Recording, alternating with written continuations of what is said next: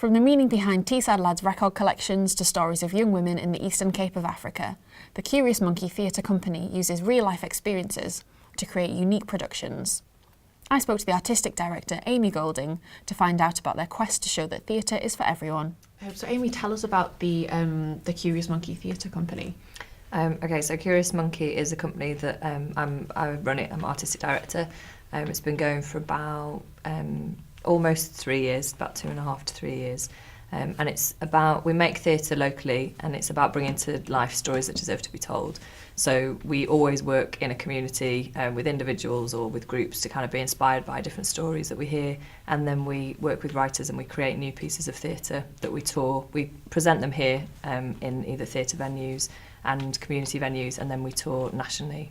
Which one did national? That was a show called Mamela, yeah. Which was a big sort of international project we've been working on. It was a verbatim theatre piece, so it was where the performers tell their true stories in their own words on stage, and that was about young women from South Africa. So it had 7 young women from different backgrounds all around the Eastern Cape of South Africa that we brought over here and toured for a month, around the UK. It was great. It was a really exciting production to be part of. We kind of made it out there. We went on a big road trip to meet different young women from kind of township backgrounds who lived right up in the mountains or kind of city backgrounds, and cast 7 young women and went through a process with them to find out about their lives and their aspirations and their stories that they were willing to share with us. I just can't give up now. I've come too far from where I started from. Nobody told me. Nobody told me the road would be easy, and I don't believe it's brought me this far. So it's quite different from kind of working with a community in the northeast. So how did that come about? I was lucky enough to go to South Africa as part of a project called Swallows, which is it's like an exchange programme between artists in the northeast of England and the Eastern Cape in South Africa. So I went out there for the first time in 2009, and while I was out there I just met lots of young women and were just fascinated by kind of some of the stories that they were telling me.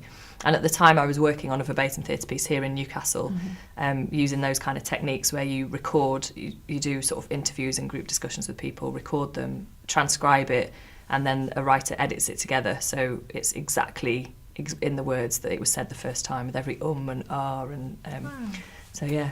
That sounds really interesting. So what about more local productions that you've done? What kind of things have you got going on at the moment? So we've got a show called Beats North, which is written by a writer called Ishi Din, who's a writer from Middlesbrough, and another writer called Luke Barnes, who's from Liverpool.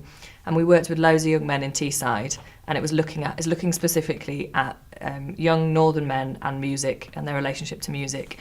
And the show is it's like 2 one-man shows, where they're kind of coming of age stories really. So one of the lads is dealing with kind of bullying and being a bit, he's kind of very unique character, dealing with being a bit different, sort of family pressure, teenage love, all of those kind of things. And it's about the music that young boys are listening to.